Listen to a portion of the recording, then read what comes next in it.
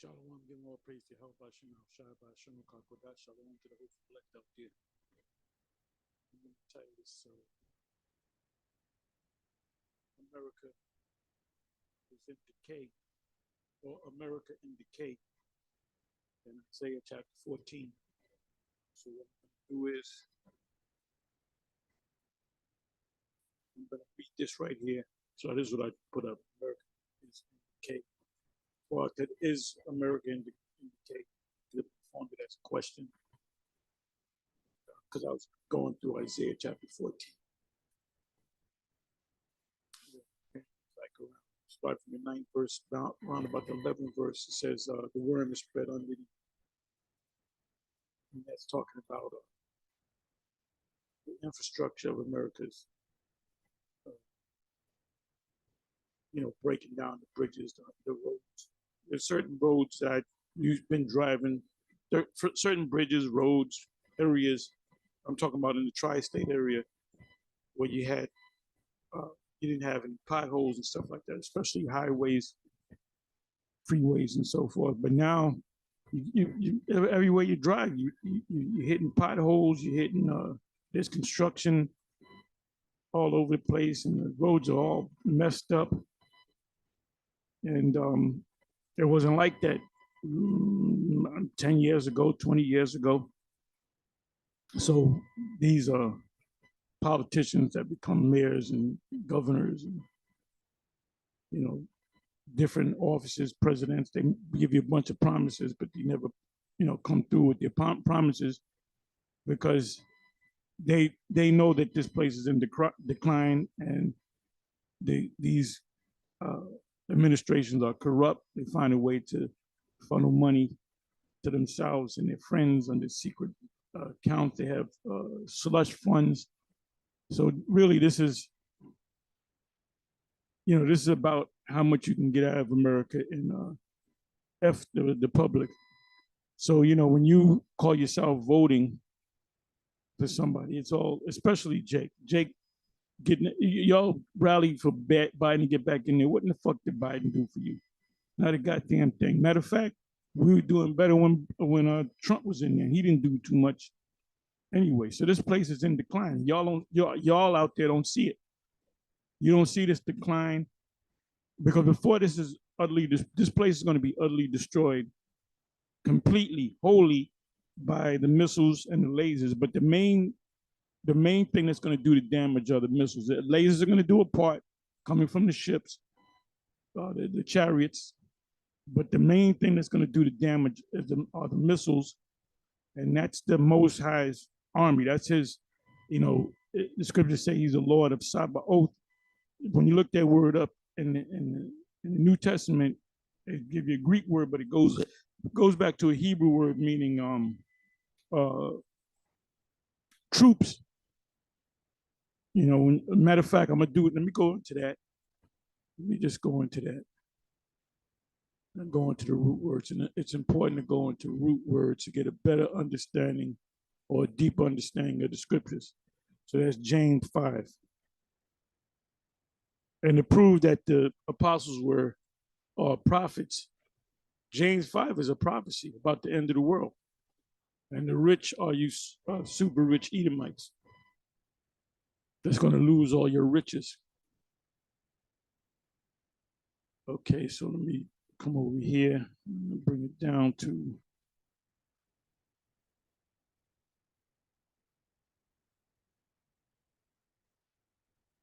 so it says here, matter of fact, I'll start from the top because you might say, well, do a video on that. I never got the breakdown on that. Okay, so I won't do the whole breakdown, but it says misuse of riches, meaning they're filtering the governmental money into private corporations and contracts to do work,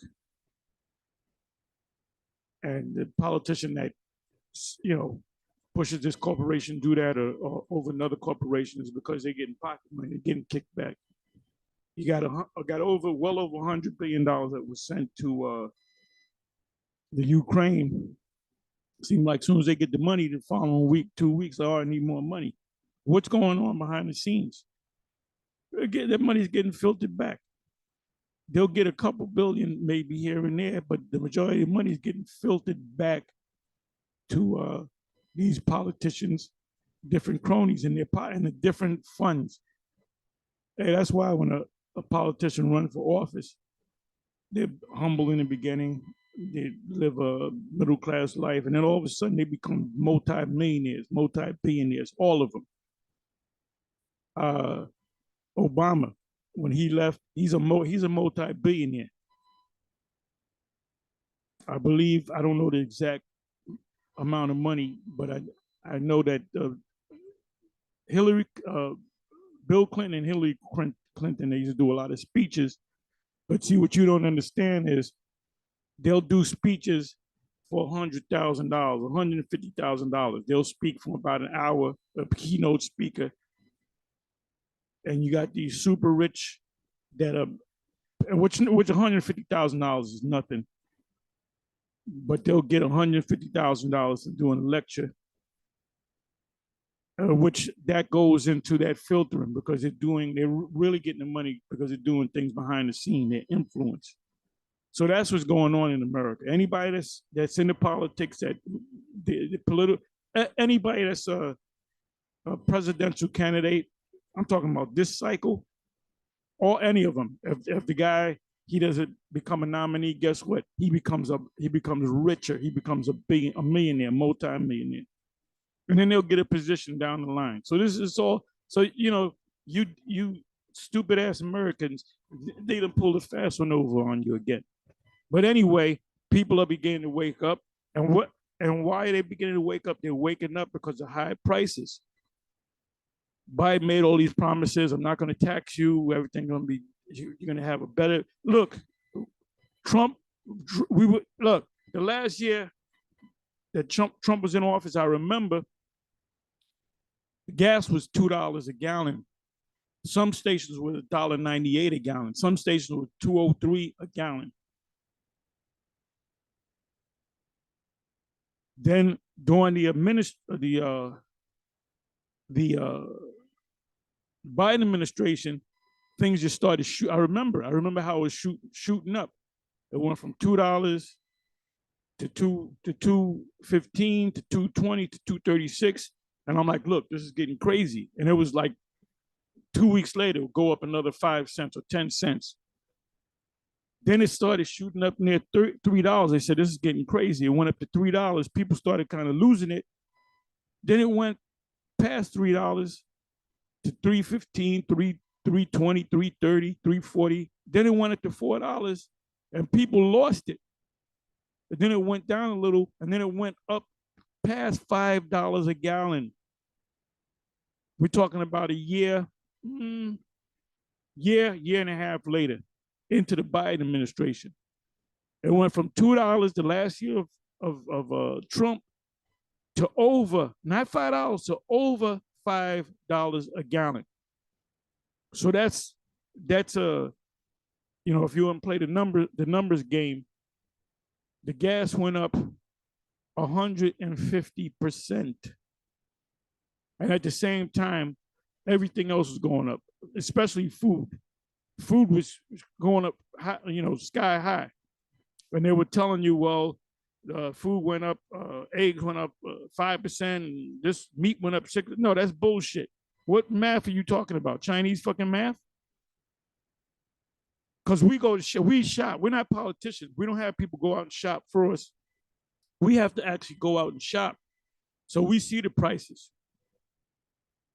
The prices of food average across the board had to have gone up 50 plus percent. 50 I'm just throwing a number out there. You got to go in averages. And some things went up higher than others. So your gas went up, your food went up, our rent went up. Where I live, the rent went up because somebody had purchased where I lived at. I live in a building, and a lot of people that have been living here for years, they had to leave. They said, nah, we out of here. But then, you know, people are making more money because they're going to their employers. They're saying, look, we need more money or we're going to leave.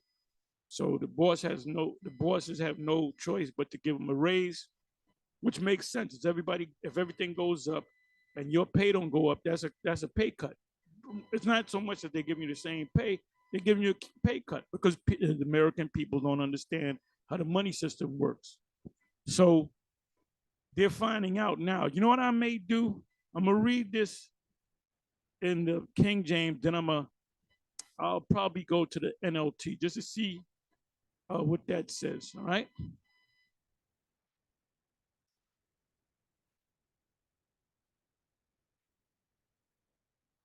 I was watching this one video. I don't, it's I got it up on YouTube in my room, but if I knew the name of the video, I'll put it up. I'll maybe put it up later if it's still up, you know, in my room. So, and there was an African woman, she goes into politics and stuff. So she saw the interview with this financial expert, and he was basically saying everything is crumbling in America. Then he was going into Obama, he was going into Bush, he was going into Biden and Trump, and he said, not one of them presidents, you know, helped really made America great. He said that, you know, in China you got these bullet trains, in Japan. He said there's not 1 mile of track for a bullet train. Meaning, forget about the bullet. Ain't gonna be no bullet train in America. They ain't gonna give the money for it. We're talking hundreds of billions of dollars. You know, to fix this place it's going to cost you trillions. Remember, we're up past 30 trillion, but at the real debt is really, we're talking well over 200 trillion. So they tell you 31 trillion, 32 trillion. It's really 200 plus trillion. And I'll discuss that in another video. So the infrastructure, everything's going in this place. Matter of fact, let me do this.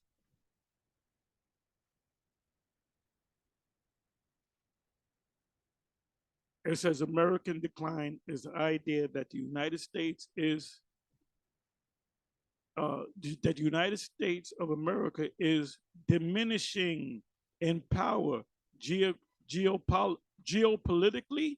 That's why you have the BRICS nation. They no longer do, when the BRICS nations, there's going to come a point where they're going to set up their own money system and they're going to work with each other. And then you can get the materials from them, you know, by way of imports. They export things mainly from China, but they can put a heavy tax on it. In other words, they can raise the prices. Okay, look, we're charging you all this much. If you're part of the BRICS, you get one price. If you're not a part of the BRICS, you get another price, which is the higher price. So if the U.S. the president, he declares a tariff, which tariff is a fancy way of saying a tax. In other words, if you can export things to America, but you got to pay a tax on it, because American people like the Toyotas and the Infinities because they're better cars. The Japanese cars are just, you know, mechanically better cars. So they'll say, okay, well, there's a 25% tariff. So you know what they'll do? They'll say, no problem. There's a 25% tariff. We want X amount of money. We're going to raise everything to 25%. So who do you think pays for it? The consumer pays for it. Trump called a tariff on China, and he said, we're going to raise it to 25. And then people, yay. But you idiots don't realize that you got to fucking pay the 25%. The Chinese ain't paying the goddamn thing. And another thing about you people in America, you're a bunch of dumbasses, man. Especially you motherfuckers that got degrees. You can't even pay your college loans. This motherfucker's done, man. So it says American decline is the idea that the United States of America is diminishing in power, geopolitically, militarily, financially, economically, technologically. They're not creating anything. Demographically, you got people leaving America. You got people leaving New York to go to Florida. Now Florida's getting high. You got people going to Texas from California. And then you got people who are originally from other countries. They're leaving and going back to their country, Isaiah chapter 13. Socially, morally, that's what the fornication, the cup in her hand is all about. It's morally. Go back to Kamala Harris going to Uganda, Africa, trying to get them to, reverse that law of killing Moes because it's under human rights. So they put everything. You can be a damn freak. You can change your plumbing and all that under humanitarian laws. That's your fornication. It has nothing to do with the micro C hip. Morally, spiritually, the Christianity is declining through the years. You go back 20 years, you have more Americans that were Christians than you do now. Hey, all you got to do is go to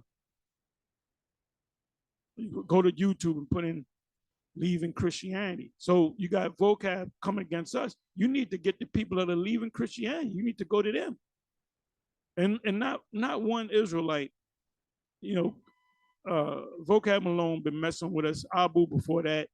Abu been messing with us when we got on YouTube, about 3-4 months in, and he works with Abu works with Vocab Malone. And Vocab Malone came on the scene, I would say 2016. So here it is. It's almost 2024. So we're talking about 8 years, and not one Israelite. You might have had one guy that was weak, or some women, mostly women that were weak, that were not grounded and settled, that followed you. Weak men and weak women. But you haven't really did anything to get Israelites to come back to your damn Christianity, your demonic Christianity. So you should just forget it. You should just move on and fuck with them Buddhists, or try to get your fellow Christians back in the Christian. Ain't nobody want to be no Christian. So that shows you right there that the IUIC is wrong on the mark of the beast, is Christianity and all that, sin and all that. No, because Americans are leaving Christianity. And it has nothing to do with the image. The image is the image of the Roman Empire. They liken themselves as the Roman Empire because this is Rome all over again, the deadly wound being healed. It says culturally, in matters of healthcare, they cutting that. Hey, the prices are sky high. If you're upper middle class, you're making good money, you go to the doctor, you can go bankrupt because you had to go to the hospital because of cancer, because you can't qualify for Medicare, Medicaid. So this place is fucking done. It says on environmental issues. Your waters are polluted. So this place is done. This place is done. The only thing you got left is that the microchip, because the only reason why you're doing it because you're fulfilling the prophecies of the Most High. So anyway, let's do this. I'm not gonna make this long. It says the misuse of riches. It says, go to now, you rich man, weep and howl for your miseries that shall come upon you. Your riches are corrupted, and your garments are moth-eaten. And a garment eats moth-eaten a garment is all a form of decay. You got a back in the day we used to have mothballs, because the moth will go in there and they actually eat the material on so you have a big hole in your garment. So what does that mean? Your cover's blown, so to speak. That goes into being naked. Isaiah chapter 40, was that 47? They are naked because corrosion and corruption is showing the true colors of America, man.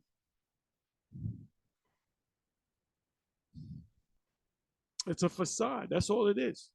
There's nothing to facade, and people see through that facade. It's like, you know, you got certain movies that are made on sound stages. Like they might make a movie about DC, Washington, DC, but it's not in DC. It's actually a sound stage.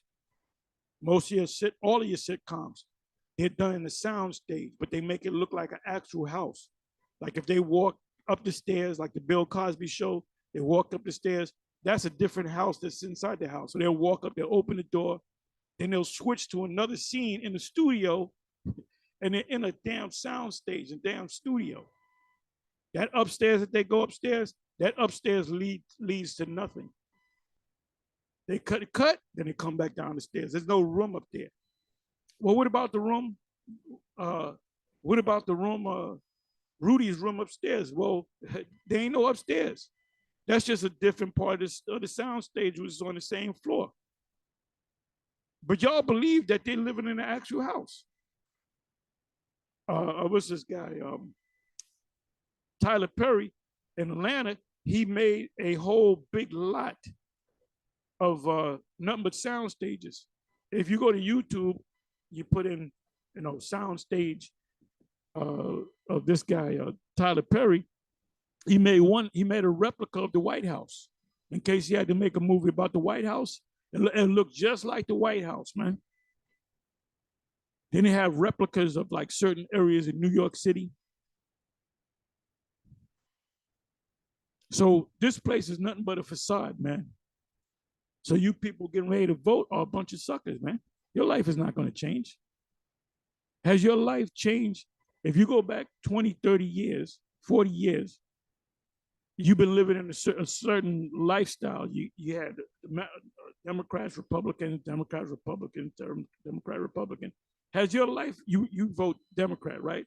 Has your life changed in 8 years of Obama being the president? Oh, we finally got Obama. We're going to do something. Hey, yo, you live the same fucking way. You say making the same goddamn money. So let's read on. It says, your gold and your silver, which is real money, which the American people, the U.S. citizens, don't understand real money at all. They don't understand how inflation works.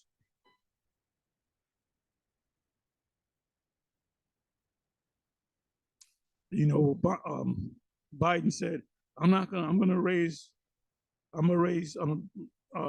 raise taxes on people that's making 400, families is making 400,000 a year and up. So you said, well, I only make 50,000. My wife makes 30,000, so we're good. But what you don't understand is you paid the tax, you paid a hidden tax in the form of inflation, dumbass. Like I said, they in disbelief of how stupid you are, and how you don't realize that they're pulling the rug from under you, man. They got the wool over your eye. Isaiah 25 and 7. It says,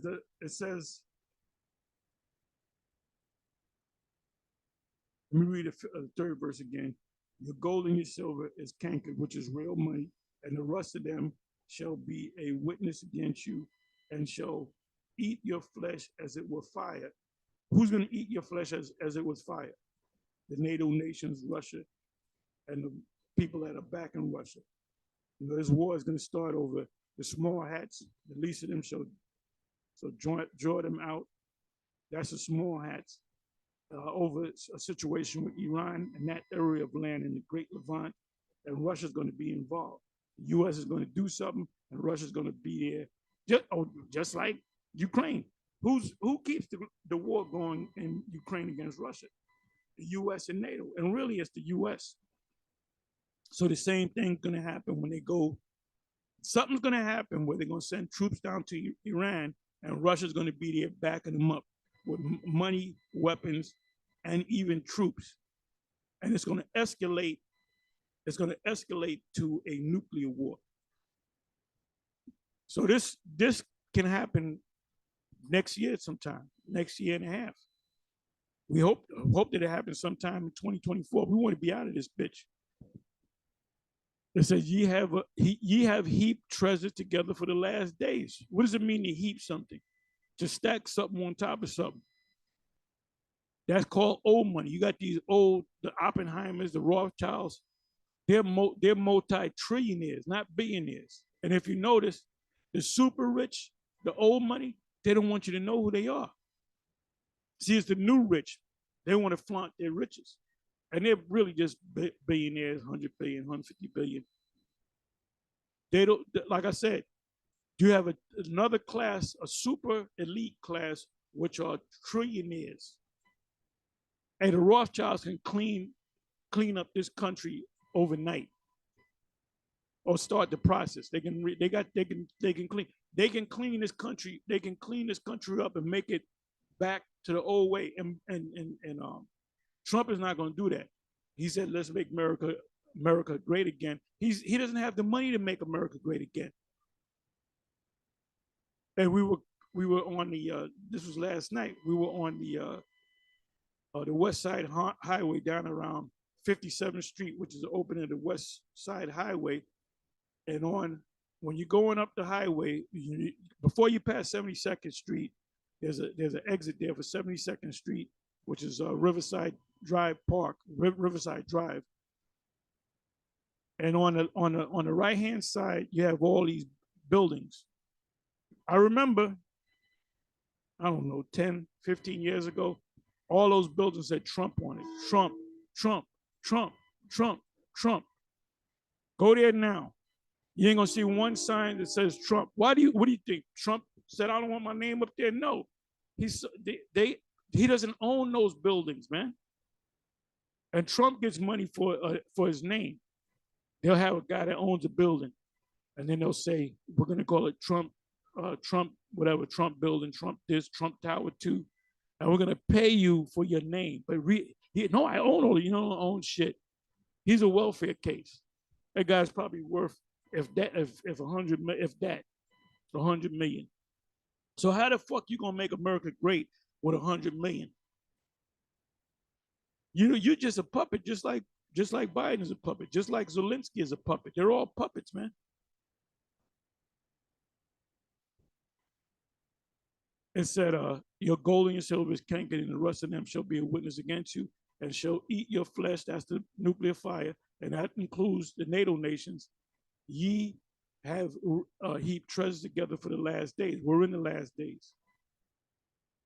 Behold, the high of the laborers who have reaped down your fields, which is of you kept back by fraud, crieth, and the cries of them which have reaped are entered into the ears of the Lord of Sabaoth. So now that word Sabaoth does not mean Sabbath. So now you got to click.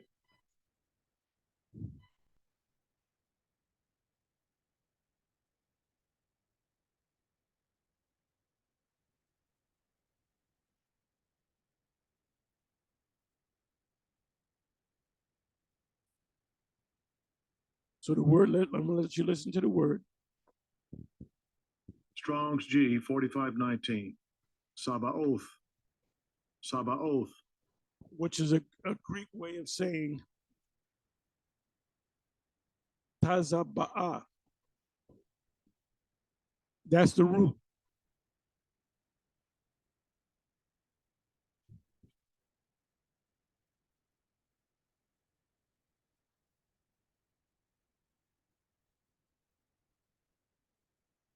Tazaba or Tazaba'ah.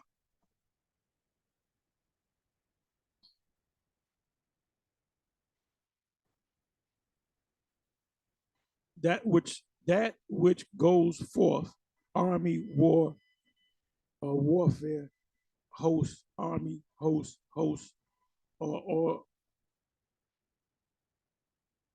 organizing army, hosts of angels, right? That the armies of the Most High in the heavens are the angels. The missiles are also known as the hosts. Those missiles, those 200,000, those 200 million missiles in Revelation 9, are not angels, they're missiles. Sun, moon, and stars, right? The hosts of heaven, of whole creation, warfare service, go out to war service. So let me go into the root of this word.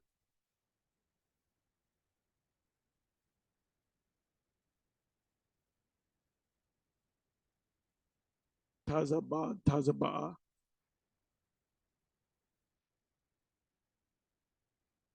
Mustereth the host of the battle, to go forth, war, fight, serve, to wage war, fight, go forth to war, to serve at sacred tent, to cause to go forth, muster. He mustereth the host of the battle. So now when you go to Isaiah, right, the 13th chapter, that army is talking about the missiles. Joel, the 2nd chapter, is talking about the missiles. Revelation 9, the 9th chapter, is talking about the missiles. So you're not going to get these secrets if you don't go into the Hebrew, if you don't click on the word. So the army is what? The army are the missiles. They're going to do the damage.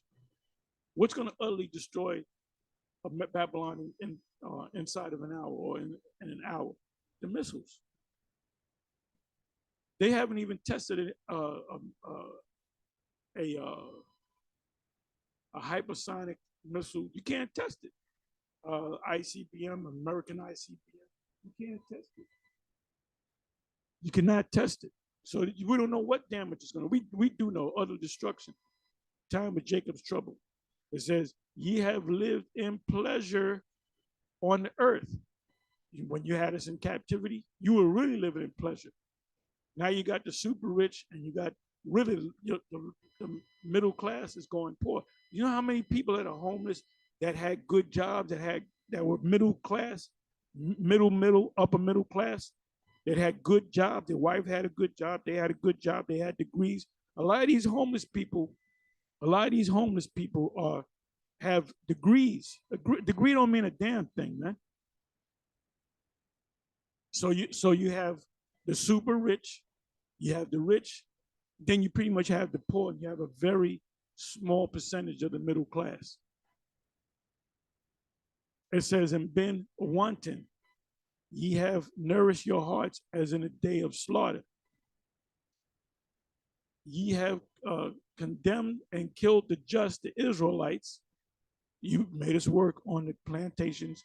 You took down Gad and the northern kingdom. What does it say? You wore out the saints of the Most High, Daniel 7. But we're not the people.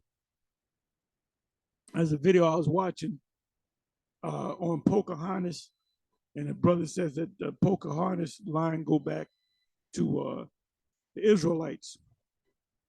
And a lot of these Edomites that came over here, you know, after Columbus, these religious zealots and these Christians, pastors, when they came over here, a lot of them, they said these people that we're encountering are actually Israelites. That's what they use. They don't say that no more. They say that behind closed doors. But back then, we were talking about as far back as the 1500s, the 1600s, 1700s, even into the 1800s, 1900s, they kept it. They said, don't say nothing about it. But it was a common thing to say that the people in North America, the Indios of North America are the descendants of Israel. That used to be common knowledge. It says, ye have condemned and killed the just, and he doeth not resist you, because we have no power to resist you. Be patient therefore, brethren, unto the coming of the Lord. So we're not to raise up armies. We're not to ask for reparation. You ain't get no reparations. Okay, now if they were to give you a check, you take the check, but they still going into captivity. If somehow somebody was able to get all these jakes a check, You get that check. You find out, is there any strings attached? You find out there's no strings attached. You get that check. You do what you can with that check. But they can't say, oh, if they say, well, we'll give you $1 million a year, but you can't put us in slavery. I said, nah, keep your fucking money. We want you. True reparation is, whatever whoever puts somebody in captivity must go into captivity. And whoever killeth with the sword must be killed with the sword. That's true reparations. It's called payback, reciprocity, karma, whatever you want to call it. It said, be patient thereof, brethren, unto the coming of the Lord. Behold, the husbandmen waited for the precious fruit of the earth and have long patience for it until he received the early and latter rain. The early and latter rain is talking about the Feast of Weeks. There's really two Feast of Weeks right after the Passover and at the end of the summer. But they go into detail in the law on the first one. But there's two times of the year you bring in crops. You plant and you bring in crops 2 times in a year. So the second rain, you're storing up food for the winter. And that's what Gad did. They stored food for the winter. It said, be ye also patient, establish your hearts for the coming of the Lord, draw up nigh, grudge not one another against another, brethren, lest ye be condemned. Behold, the judge standeth before the door. It goes to say, take my brethren the prophets who have spoken in the name. Ooh. If you're a prophet, you have to know the name of the Lord. If you don't know the name of the Lord, guess what? You're not a prophet. If you're calling on Christ and Jesus and Most High and Christ bless, you're not a prophet of the Lord. You can't say the prophets of the Lord did this, but they call on Christ. It says, 10th verse, take my brethren, the prophets, who have spoken in the name of the Lord, except for now, except for this captivity. They don't know the name of the Lord. If you claim to be a prophet and you don't know the name of the Lord, first thing I'm gonna do, well, we're prophets. We're prophets too. First thing I'm gonna ask you, I'm gonna say, what's the name of the Most High and what's his son's name? If you say Yahweh and Yahshua, I'm gonna say, look, the Most High ain't dealing with you. Then I might even, I said, right, give me a paper and pencil, write the name of Yahawah, write it. They won't be able to write it. And if they do write it, tell them, show them the part where it says Howard, and what does that mean? Where's the part where Yah is? They don't know where it is. Break it down, spell it. They don't know the Hebrew. You got to know some Hebrew in order for you to call the name the right way. So this scripture cuts all you guys that claim that you prophets and the Most High is dealing with you. The Lord will do nothing but he revealeth his secrets unto his servants, the prophets. So is the name, show me a scripture where the name of the Lord was secret, where the Most High said, well, I'm not going to give you my name. Now the angel, during the time of the birth of Samson, his father Manoah, he asked his name. And he said, look, don't worry about my name, being that my name is secret. Don't worry about it. Don't worry about my name. Don't give a damn about my name. You don't need to know my name, man. Seeing that is a secret. So the Most High said, but I will do nothing, but I revealeth my secrets unto the servants of prophets. But except I'm not gonna give you my name. You see how stupid that shit sounds? And there's this guy, the group of guys that coming around going to different camps saying that this guy's a Messiah. The first thing I'm gonna do, I'm gonna say, number one, well, I'm gonna do a lot of things, which I know he can't do. But number one thing I'm gonna do, I'm gonna say, what's the Most High, what's the Heavenly Father's name? And if he says, he might say Yahawah. He might say Yahawah. I said, what's the son of Jesus in the Hebrew? If he says Yahawashi, you know what I'm gonna do? I'm gonna go into scriptures. I might go into Daniel 11th chapter, maybe the 4th verse. I said, what does that mean? Break that down. He doesn't know. I might go into Daniel 8. He doesn't know that. A lot of you Israelites, one Westers don't know them breakdowns. I might go into 2nd Ezra 11 or 2nd Ezra 12 and pull out something. And I say, what is that talking about? I can go into a number of different scriptures. I can ask him, the so-called current white man, what people did they descend from? Now he might say Japhet. I already know. I'm doing a series of tests to see if this man is truly a man. And I know that dude with the dreadlocks with his people, that's a joke. That's why nobody's accepting these guys. It came out of nowhere. Look, I'm Jesus. I'm the Lord. Come on now.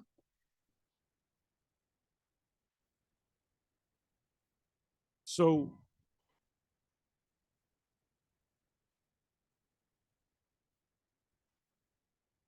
I mean, I don't got to read no more, but what I'm going to do is, so I read this. I'm not going to try to make this long, but here it goes. American decline is the idea that the United States of America is diminishing in power, geopolitically, militarily, financially. Oh, I have forborne to fight. That's in Nahum 3. It said they have become like women and they have forborne to fight. They don't want to fight. Well, if there's a major war between Russia, if there's a ground war between Russian troops and American troops, you're gonna have a hard time getting recruits, man. Ain't nobody want to go. Hey, when you go to war, there's a good chance that you're gonna die, or you can get captured and tortured. So you get captured. You be better off. The blessing is to die over there. You might kill a couple people, but you're gonna eventually die. You're gonna die. And let's say you make it through all that, you may come back with some type of disease that was from a chemical explosion or whatever. So you're going to see that too. You're going to see a lot of these American men and women, they're not going to join the military. You don't see long lines at recruiting stations. When you ever see a long line at any recruiting station?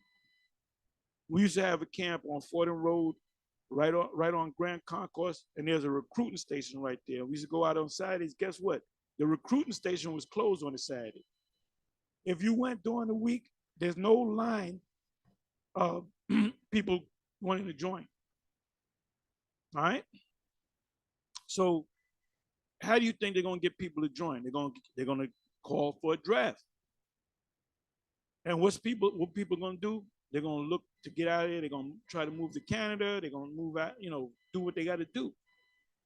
They're not going to want to go. Some of them said, just lock my ass up for 3 years, because that's what they did. If you did not, agree to the, because I had to sign one of them cards. When I hit 18, they sent it in the mail. They said, okay, you have to sign for the selective services, meaning that if there's a major war, they can call on me in the draft. That's what they call on, the ones that have signed that card, and you did it through the post office. Your name, your address, social, whatever, gave all your information, and they knew. They pull your card up. Oh, okay, we're gonna get him. Send you a letter. Come down to the local recruiting station, and they're gonna explain to you that you have been drafted. You was on the list, and it's on the list. It's a lottery. And when you go back to like the NAM, they made sure Jake, Judah, Benjamin, Levi, Gad, Reuben, they made sure they was in the front line. They made sure the white boys was in the back. The hardest part of the battle.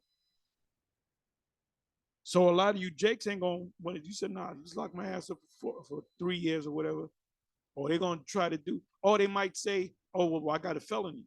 But you know what they're gonna do? They'll change the laws. You can be a felon, because they're desperate, man. They're desperate. And then forget about Esau. Esau don't want to fight. Esau ain't gonna. Esau knows that Esau got sense.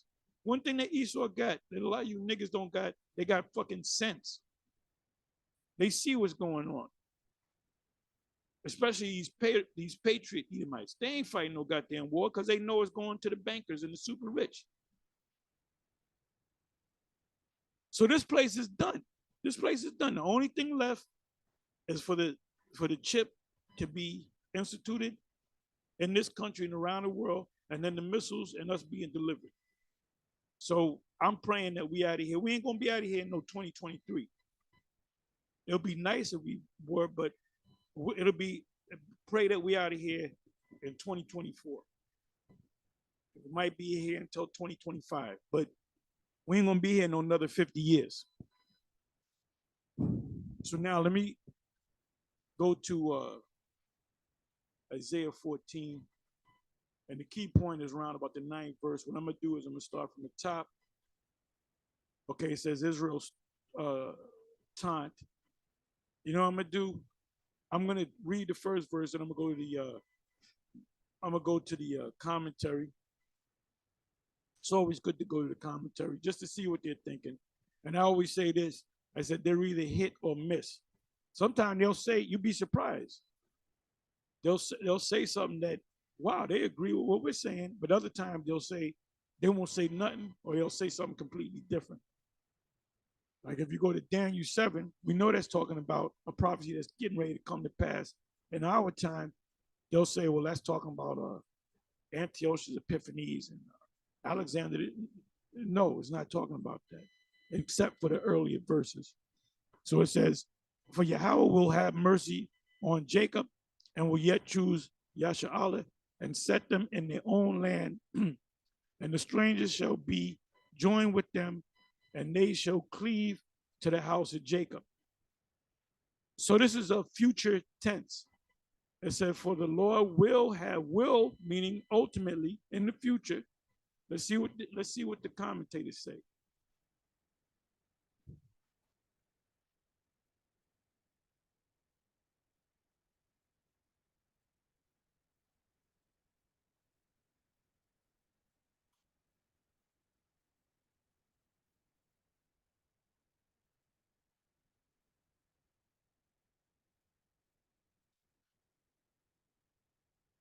Okay, so it says the immediate result of the judgment on Babylon will be the emancipation of Israel from captivity. Yet we'll choose Israel, formerly strangers. Oh, let me see what that says. Strangers, the sojourners. Right, they're right on that. The sojourners are Israelites. So they're right on that. The strangers shall be joined unto the Israelites from that were scattered in different lands, or protected guests, which are Israelites, here used as in latter Hebrew with the sense of a proselyte. Right, because even the scribes and the Pharisees accepted proselytes, which were Israel. Oh, wow. Isaiah 56, 3-7. So the Cambridge is telling you that the strangers in Isaiah 14:1 and Isaiah 56:3 are Israelites. Zechariah 2:11, Zechariah 8:21-23, Zechariah 2:12. So they tell you the immediate result of the judgment on Babylon. So let's go with the fact that it's talking about ancient Babylon. It's not talking about ancient Babylon because Israel, the northern kingdom, is on the other side of the world. So it was said Judah will be emancipated. That was a wrong word. Of Israel from captivity. So let's go to the second verse.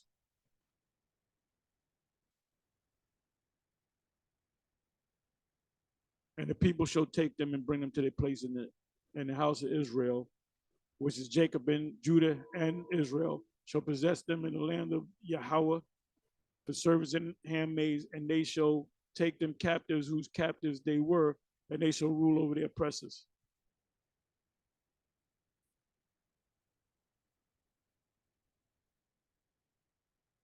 Now put up a quick prayer. Yahawah Bashem Yahawashi, Shalak Rayam wa Ashim wa Badyam wa Haragyam wa Nashim wa Mashapatyam, Atha, Atha, Atha, Atha, Atha, Atha, Atha, to all, every and all Israelite, especially of the various camps that you bring death and destruction upon them, and even in GMS, the ones that have creeped in unawares, the demons that are in GMS bring death and the sudden destruction upon them and get rid of them, bring judgment against them wicked niggas.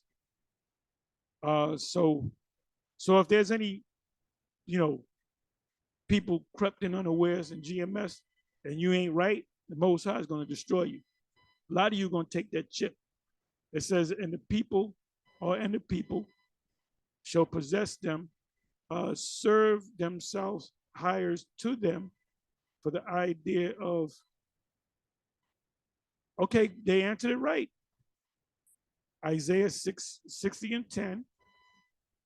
So that didn't happen in the ancient Babylon, because we went from under the Babylonian rulership to the Medo-Persian rulership. So we couldn't enslave the Babylonians because they were the servants and slaves of the Medo-Persian Empire.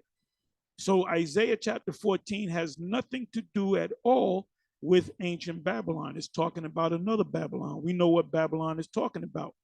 Except for the idea of chapter Isaiah 60 verse 10, and the sons of strangers shall build up your walls, and their kings shall minister to you. For in my wrath I smote you, but in my favor have I had mercy on you. As you read this whole chapter, it's talking about captivity. Jump to the 14th verse.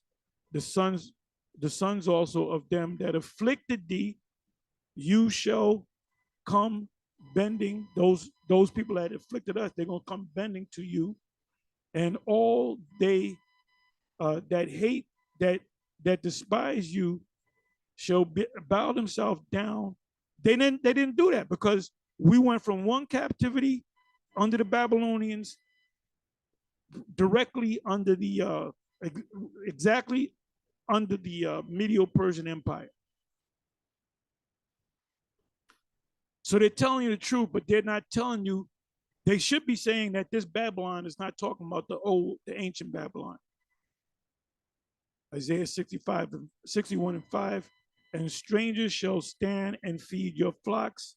Those are the other nations. And the sons of alien, the other nations, shall be your plowmen and your vine dressers.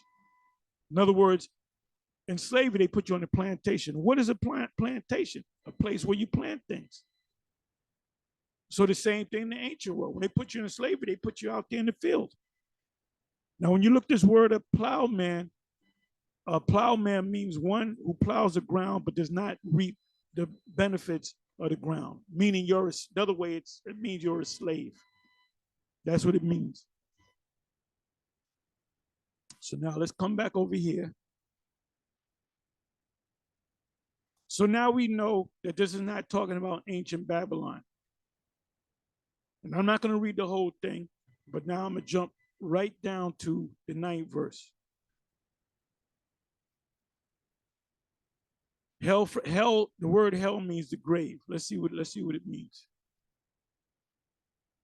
Right. The word hell means the grave. Sha'awal.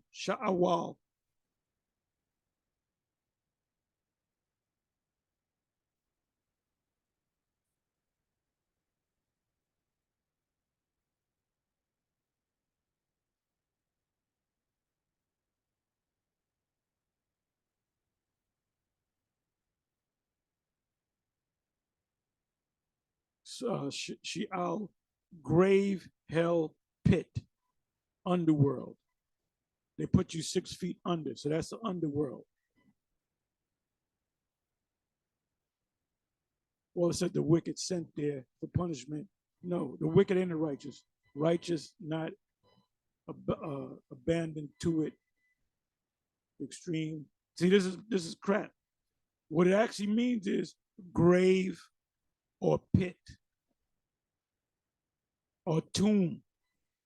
That's why when the Lord was put in the tomb for 3 days and 3 nights, he was put in, he said it. He said, just as Jonah was put in the belly of the fish for 3 days and 3 nights, I shall also be in the heart of the earth. And what did Jonah say? He said, I am in the I am in hell, not so many words. Well, he actually used the word hell. He wasn't in hell, he was in the belly of the fish. The Lord being in hell, he was in the grave. Lazarus was in hell for 4 days. He began to decompose.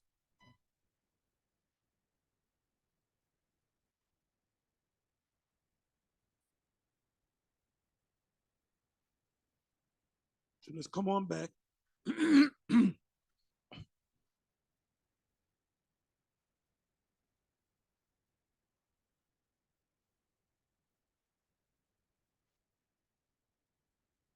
So it says, so we know that it's talking about a dead state. These are these nations coming back because they remember what America did.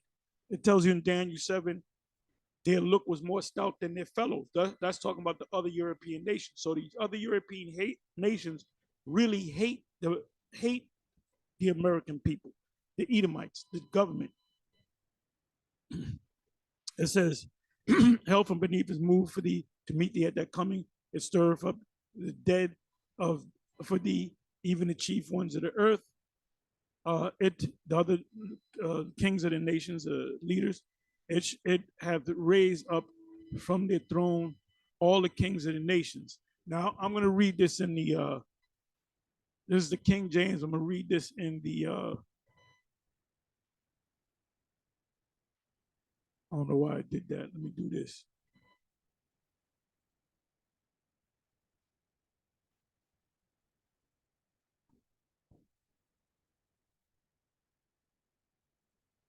Okay, 9th verse.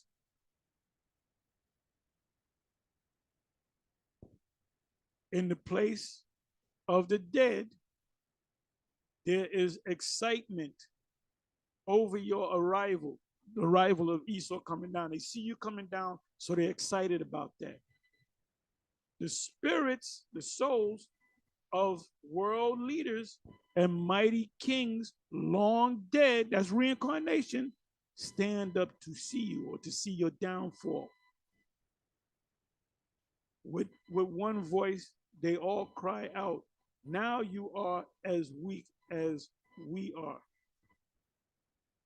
Your might and your power were bruised or buried, with you. The sound of the harp in your palace or palaces has ceased. Now maggots are your sheet and worms your blanket.